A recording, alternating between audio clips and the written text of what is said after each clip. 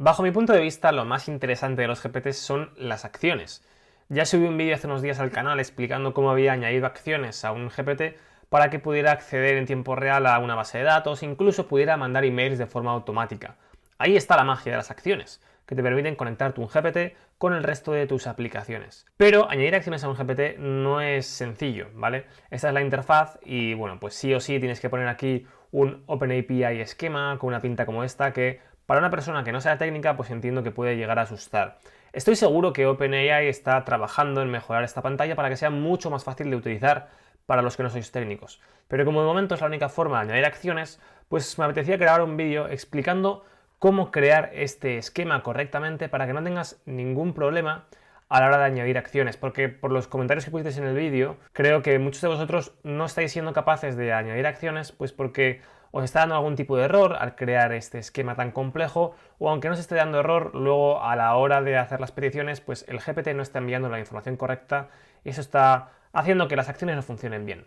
Así que en este vídeo te voy a explicar cómo crear este esquema, incluso vamos a hacer un ejemplo desde cero para que paso a paso puedas crear tu esquema para conectar tu GPT con cualquier aplicación. Si no has visto el último vídeo que subí sobre APIs y HTTP, te recomiendo que lo veas, ¿vale? Es un vídeo un poco más teórico, pero al final lo que estamos haciendo aquí con este esquema es configurar una petición HTTP, ¿vale? Que es el protocolo que utiliza el GPT para comunicarse pues con Gmail, con Airtable o con la aplicación con la que quieras conectar. Así que te recomiendo que veas ese vídeo porque te va a ser muy útil luego a la hora de crear tu propio esquema. Porque para que entiendas cómo funciona esto, tú tienes aquí un GPT y sabes que al GPT le puedes dar acceso a una serie de documentos, ¿no? Ya sean documentos de texto, imágenes o incluso datos.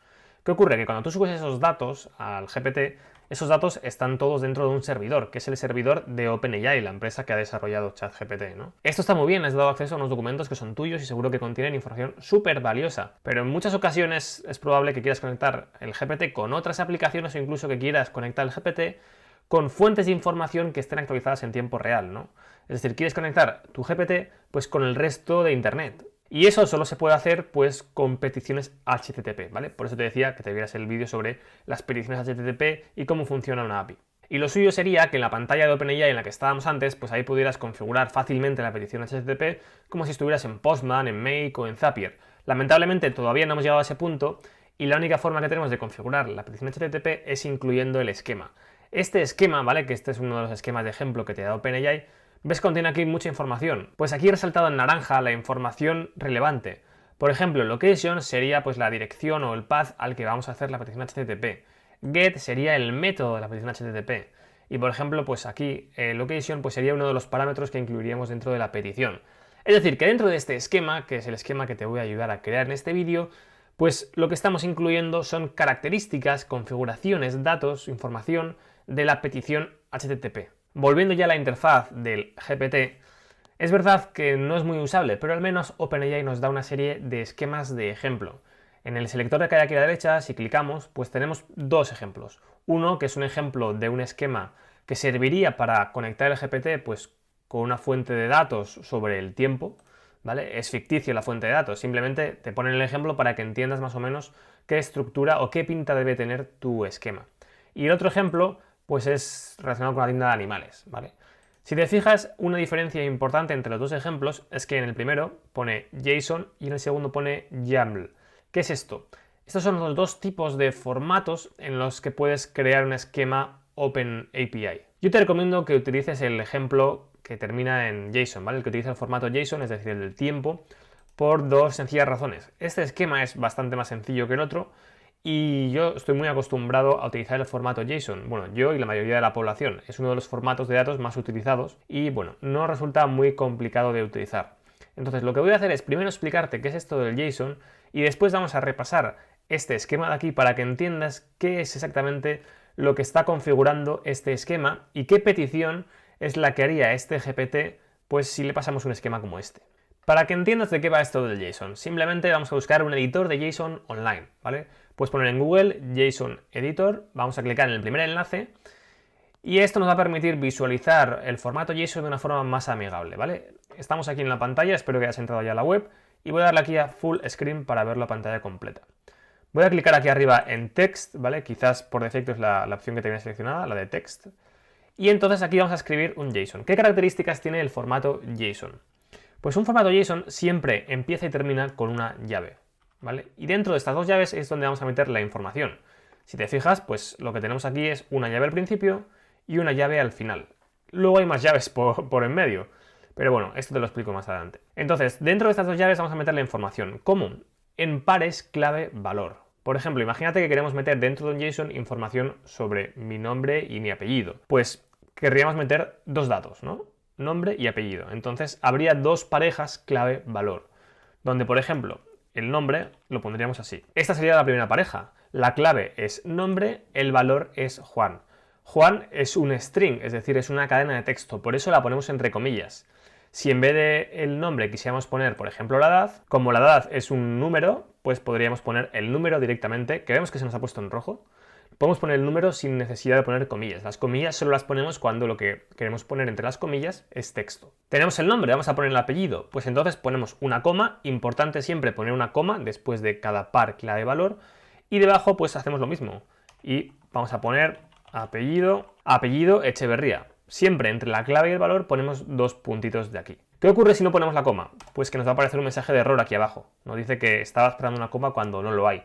Entonces, utilizar un editor de estos es muy útil, pues porque te va a permitir saber si el JSON que estás construyendo tiene un formato correcto o por el contrario te ha faltado una coma o te falta cualquier otro tipo de carácter. Pero la cosa se complica porque dentro de una propiedad, ¿vale? Porque al final cada una de estas parejas es una propiedad, pues no tenemos por qué guardar únicamente texto o un número, sino que podemos complicarlo un poco más. Y por ejemplo, en vez de apellidos, poner aquí apellidos y que lo que guardemos asociado a apellidos sea un array, ¿vale? Es decir, sea un vector o un conjunto de datos separados por comas, ¿vale? En este caso imagínate que queremos guardar dentro de apellidos, pues mis dos apellidos. Pues podríamos poner Echeverría, coma, Arteaga. Y dentro de estos corchetes, ¿vale? Siempre que veamos corchetes, eso es un array que contiene un número determinado de elementos. Pero la cosa se puede complicar un poco más, porque ¿cómo sabemos cuál es el primer apellido y cuál es el segundo? Bueno, puedes intuir que es por el orden, pero el tema de la intuición a la hora de jugar con datos y con temas técnicos es mejor no tirar de ella. Así que en vez de guardar un array asociado a apellidos, podríamos hacer que apellidos, la propiedad de apellidos, fuera a su vez un JSON. Y entonces podremos aquí abrir un corchete y dentro meter dos propiedades, apellido 1 y apellido 2. Y ya vemos cómo empiezan a aparecer más llaves, que es lo que ocurre en este esquema, que como es bastante complejo, pues tenemos unas cuantas llaves, corchetes y demás. Aquí si te fijas tenemos dos llaves. Una está cerrando lo que es el JSON de los apellidos y la segunda llave está cerrando el JSON en sí. Si te fijas este editor, pues lo bueno que tiene es que al ponernos a la derecha la llave, ya nos dice con qué llave tiene relación, cuál es la que está cerrando. Además, aquí estamos en modo texto, pero si vamos a modo tree, lo que vamos a ver es el JSON, pero vamos a ver sus niveles, ¿vale? Es decir, vemos que ya nos dice que tiene dos propiedades. Si abrimos, la primera propiedad es nombre y la segunda propiedad es apellidos. Y la segunda propiedad parece que es de tipo JSON también y tiene a su vez dos propiedades, apellido 1 y apellido 2. Es decir, nos permite visualizar el JSON de forma mucho más amigable. Porque, por ejemplo, vamos a volvernos al ejemplo. Cogemos el ejemplo que nos da OpenAI, ¿vale? El del tiempo. Vamos a copiar todo el JSON y lo vamos a pegar en este editor de aquí. Si le damos a modo tree, esto nos va a permitir entender qué es lo que contiene ese JSON de ejemplo. Y vemos que tiene 5 propiedades. Si desplegamos esto, vamos a ver cuáles son. Primero, OpenAPI. Vale, esto es la versión que se está utilizando de este estándar, de este formato, que es la 3.1.0. Ahí no hay que tocar nada, da igual a dónde vayas a hacer tú la petición, con qué quieres conectar tu GPT, eso tienes que dejarlo como está. Info, pues veamos, contiene 3 propiedades, título, descripción y versión. Pues aquí sí que tienes que editar esto, tienes que poner aquí pues exactamente la descripción de lo que va a hacer tu acción. Por ejemplo, en mi caso, como la acción que yo creé, lo que hacía era consultar en una base de datos, pues es lo que puse en la descripción. Que esta acción servía para eso. ¿Por qué es importante poner aquí la descripción y no dejar la descripción que está de ejemplo? Porque la descripción que pongas aquí es lo que va a utilizar tu GPT para saber si tiene o no que utilizar tu acción. Es decir, cuando tú a través del GPT le digas, oye, manda un email a no sé quién, pues va a leer las descripciones de las acciones, ¿vale? Y si la descripción de alguna de las acciones indica que esa acción sirve para mandar emails, utilizará esa acción. Si tú has dejado la descripción esta que viene por defecto, pues no se va a enterar que esa acción que tú has creado sirve para mandar emails, porque se va a pensar que es para obtener información del tiempo. Luego tenemos el tema de los servers. Si te fijas, al abrir servers, realmente esto lo que es un array que contiene un único elemento. un único elemento cuya URL es esta de aquí. Aquí es donde tienes que poner la URL de la dirección con la que quieres conectar el GPT. Entonces, si vas a conectar el GPT con una herramienta de automatización como Zapier o Make, pues aquí vas a tener que poner la dirección de Zapier o Make. ¿Que lo quieres conectar directamente con Gmail, con Google Sheets o con lo que fuera? Pues tienes que leerte la documentación de la API de la aplicación con la que quieres conectar el GPT y meter aquí la URL. Pero tranquilo que esto lo vamos a ver más tarde también. Y luego tenemos los paths, ¿vale? Aquí en paths tienes que incluir tantos elementos como acciones diferentes quieras configurar. En el caso del esquema que utilicé yo para el GPT que te comentaba de la pizzería, pues utilicé 3 paths, ¿vale? Es decir, en el ejemplo solo tenemos un path, que es el de location, porque este ejemplo que nos ha dado OpenAI, pues su única funcionalidad es obtener la información en función de la localización. Pero claro, yo, mi GPT, lo configuré para que pudiera hacer 3 cosas, que son las 3 que vemos aquí abajo. Consultar información de una base de datos, obtener el esquema de una base de datos y enviar email. Son 3 acciones diferentes. Por eso, si cogiéramos este JSON y lo metiéramos en el editor, veríamos que dentro del apartado paths hay 3 elementos.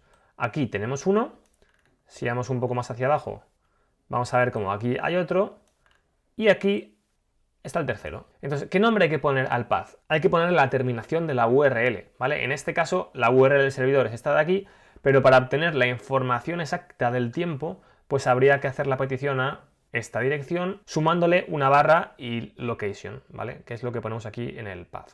Entonces, si abrimos esto, mira, lo primero que nos pone es que es de tipo get, ¿vale? En este caso, ese endpoint al que vamos a hacer la petición, al que va a hacer la petición OpenAI, en este caso el GPT, pues ese endpoint utiliza un método get, ¿vale? Si tuviéramos que utilizar un método post, aquí en vez de get pondríamos post. De hecho, volviendo a mi ejemplo, por ejemplo, en este caso de aquí, que hace la acción de enviar un email, como es una petición de tipo post, pues pone directamente post. Tranquilo si no me estás siguiendo, porque luego vamos a hacer un ejemplo desde cero. Y dentro de get es donde metemos información relacionada con la petición en sí. Volvemos a meter aquí una descripción, pero esto ya no es una descripción genérica sobre el esquema, sino una descripción concreta sobre lo que podemos hacer con este path, ¿no? Que es obtener la temperatura para una localización determinada. Luego hay que poner un Operation ID, esto es importante, y esto es importante que luego tú en las instrucciones del GPT le indiques, oye, que si quieres obtener el tiempo de una localización determinado, utiliza esta acción, y en las instrucciones pondríamos este Operation ID para ayudarle también a encontrar esta acción específica. En este caso, como es una petición de tipo get que requiere que le pasemos una serie de parámetros, pues dentro de parámetros se incluirían esos parámetros, ¿no? En este caso, dentro de parámetros vemos aquí que se incluye solo un ítem, que es este de aquí. Es location, y bueno, aquí hay otra pequeña descripción donde dice qué significa esto, location. Y básicamente lo que significa es la ciudad y el estado de la localización o de la población sobre la que se quiere obtener la información. Además pone que es un parámetro requerido, es decir, que no va a funcionar la petición si no se introduce este parámetro. Y aquí abajo tenemos esto de esquema, que básicamente lo que dice es que este parámetro, location, es de tipo string, ¿vale? Es decir, ya ves cómo al final el esquema lo que introduce, lo que incluye es información sobre cómo GPT debe hacer la petición a la dirección de destino, en este caso pues esta URL de aquí, para que pues no dé fallo la petición. Y luego tenemos el último elemento del JSON, que es este de components, que en este caso está vacío, ¿vale? Vemos que pone abajo esquemas, pero está vacío. Bien, he hecho un repaso de este JSON de ejemplo para que entiendas qué información contiene. Lo que vamos a hacer ahora es explicarte cómo puedes crear un JSON desde cero para conectar un GPT con Make. Lo primero que tienes que hacer es crearte una cuenta en Make si es que todavía no la tienes, claro. ¿Qué es Make? Es una herramienta muy similar a Zapier y nos va a permitir conectarnos con cualquier aplicación, es decir, conectarnos con la API de cualquier aplicación de forma muy sencilla. Si quieres conectar tu GPT directamente con una aplicación, directamente a su API, si no eres una persona técnica, te va a ser muy difícil, porque vas a tener que entender bien la documentación de esa API y luego vas a tener que trasladar toda esa información de la documentación a ese esquema JSON, ¿vale? Y en determinados casos, pues puede llegar a ser relativamente compleja la estructura de ese JSON. Entonces, si añadimos una capa en medio, que va a ser Make, pues va a ser todo mucho más fácil, porque conectar un GPT con Make es relativamente fácil, y una vez que tengas Make, pues conectar Make con cualquier aplicación vas a ver lo fácil que es. Así que simplemente te registras, yo voy a entrar, que ya tengo mi cuenta, y voy a darle aquí a crear un escenario nuevo. Entonces, en el escenario que hemos creado, tenemos que añadir aquí un webhook para poder enviar la información desde el GPT. Vamos a darle a Custom Webhook Le damos aquí a añadir un webhook nuevo y vamos a ponerle como nombre, pues GPT ejemplo. GPT ejemplo. Y le damos aquí a Save, ¿vale? Vamos a darle aquí el OK. Y tenemos ya aquí nuestro escenario al que podemos ponerle también un nombre, GPT ejemplo. Y ya está, tenemos nuestro escenario, tenemos nuestro webhook. ¿Cómo lo conectamos? Pues mira, he subido a Google Drive un esquema de ejemplo que voy a compartir, ¿vale? Voy a poner el enlace en la descripción de este vídeo para que puedas utilizarlo tú como ejemplo.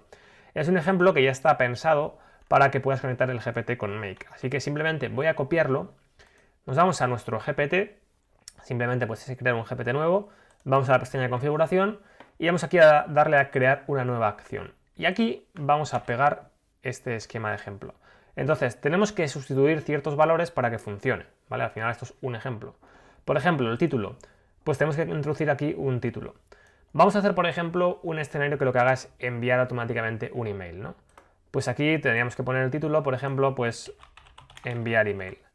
En la descripción ponemos, pues, envía un email de correo.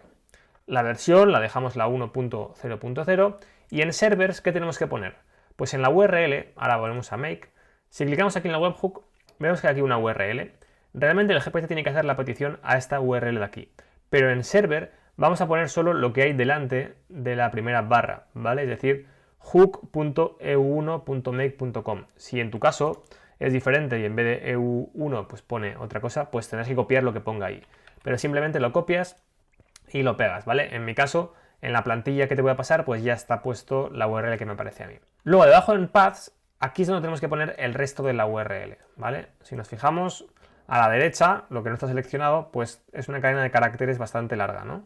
Pues la vamos a copiar entera, le damos control C, venimos aquí y la copiamos aquí, control V, ¿vale? Con la barra incluida. Esto es importante que esté bien, porque esto es lo que le está diciendo a GPT a qué dirección concreta es a la que tiene que enviar la petición HTTP. En nuestro caso, si queremos enviar un mail, si queremos que Make se encargue de enviar un mail, ¿qué campos necesitamos pasar al escenario de Make? Pues por lo menos tenemos que pasarle un destinatario, un asunto y un contenido del email. Entonces, cuando hacemos una petición HTTP para enviar contenido, para enviar un mensaje con estos tres datos, pues esto es de tipo POST, ¿vale? Así que en este caso aplicaría el tipo POST. Si tú quieres hacer o crear una acción que lo que hagas es simplemente obtener información, aquí en vez de POST deberías poner GET, que si te fijaste es lo que ponía en el ejemplo del tiempo que nos daba OpenAI. Bien, aquí pondríamos una descripción.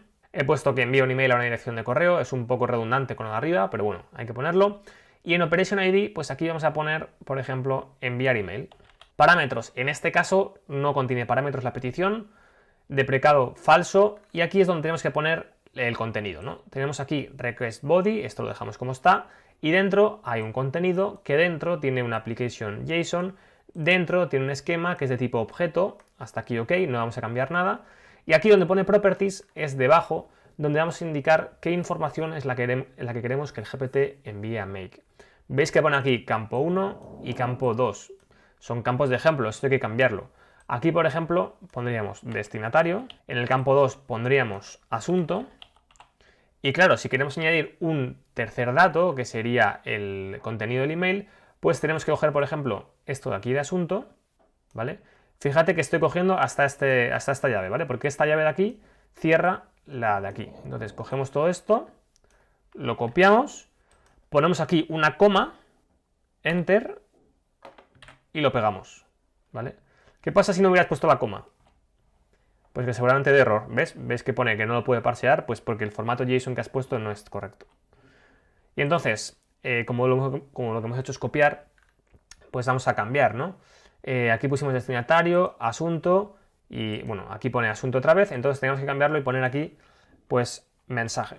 Entonces ya tenemos nuestras propiedades, ahora lo que hay que configurar es las descripciones, básicamente cambiar las descripciones que vienen de ejemplo, ¿no? Y aquí diríamos, pues por ejemplo, en el destinatario, pues dirección de email a la que enviar el correo. Estas descripciones son importantes, ¿vale? Porque es las que va a utilizar OpenAI para saber qué dato exacto tiene que meter en cada una de estas propiedades. Aquí pondríamos simplemente asunto del email y debajo en el mensaje pondríamos pues contenido del email. ¿Ves que no mola mucho ver el JSON así, no? Porque mira, al copiar, por ejemplo, el mensaje se me ha quedado aquí a la izquierda. Si queremos ver a la derecha hay que poner aquí espacios. Pues bien, lo que te decía, esta herramienta es todavía una primera versión y seguro que OpenAI la va mejorando. Aquí abajo vemos que pone requerido, pues aquí dentro de este array, porque sabemos que es un array porque está abierto y cerrado por un corchete, tenemos que poner los campos que son obligatorios incluir en la petición. Ocurre que hay veces que hay propiedades que no son obligatorias, ¿vale? Aquí, por ejemplo, pues no sé, podríamos haber puesto una cuarta propiedad que fuera dirección en copia. Y hay veces que queremos que alguien vaya en copia y veces que no. Entonces, eso sería un campo no requerido. En este caso, los tres campos son requeridos, es decir, queremos que obligatoriamente se incluya esa información en la llamada. Entonces, pues aquí pondríamos los nombres de los campos, es decir, destinatario, asunto y mensaje. Vemos aquí teníamos el corchete que cerraba esto de aquí y vemos aquí un montón de llaves. Estas llaves pues van cerrando los diferentes JSONs que hemos ido abriendo. Esta de aquí, por ejemplo, pues ¿qué está cerrando? Estará cerrando esta de aquí que va con propiedades. Esta que abría aquí el esquema, pues se está cerrando con esta de aquí, ¿vale? Y vemos como si quitamos una, pues nos va a dar el error. Por tanto, si te da algún error de este tipo, pues lo mejor es que coges, copies el JSON y lo pongas en tu editor, que te va a ser mucho más sencillo entender la estructura, porque te lo va a poner bonito, con su jerarquía, y vas a entender pues cada llave con cuál se cierra y cuál te falta o no te falta. Y luego abajo tenemos lo de componentes, que en este caso lo vamos a dejar vacío. Entonces, ya estaría configurada la acción. Y si te has fijado, aquí abajo en acciones disponibles, de repente nos ha aparecido esto de enviar email. Esto no lo he incluido yo, esto automáticamente lo coge de paths. En este caso tenemos un path, ¿no?, que era enviar email, y vais a ver como si aquí en vez de enviar email, pues pongo solo enviar, me va a cambiar el nombre que hay aquí abajo, ¿veis? Lo coge del JSON, de tal manera que si dentro de paths, en vez de un único path, tuviéramos más de uno, pues irían añadiendo aquí en esta tabla las diferentes acciones. Lo que vamos a hacer ahora es probar, testar si esto funciona bien. Para eso tenemos el botón de test, pero todavía no le des.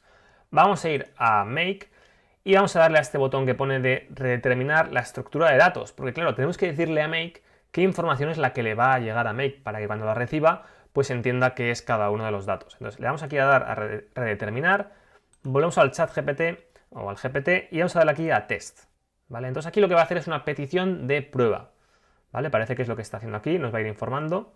Mira, nos dice que está comenzando la acción, seguramente nos pida permiso, ¿vale? Esto de las acciones, pues siempre que el GPT quiere utilizar una acción le va a pedir permiso al usuario. ¿Ves? Nos lo pide aquí, ¿vale?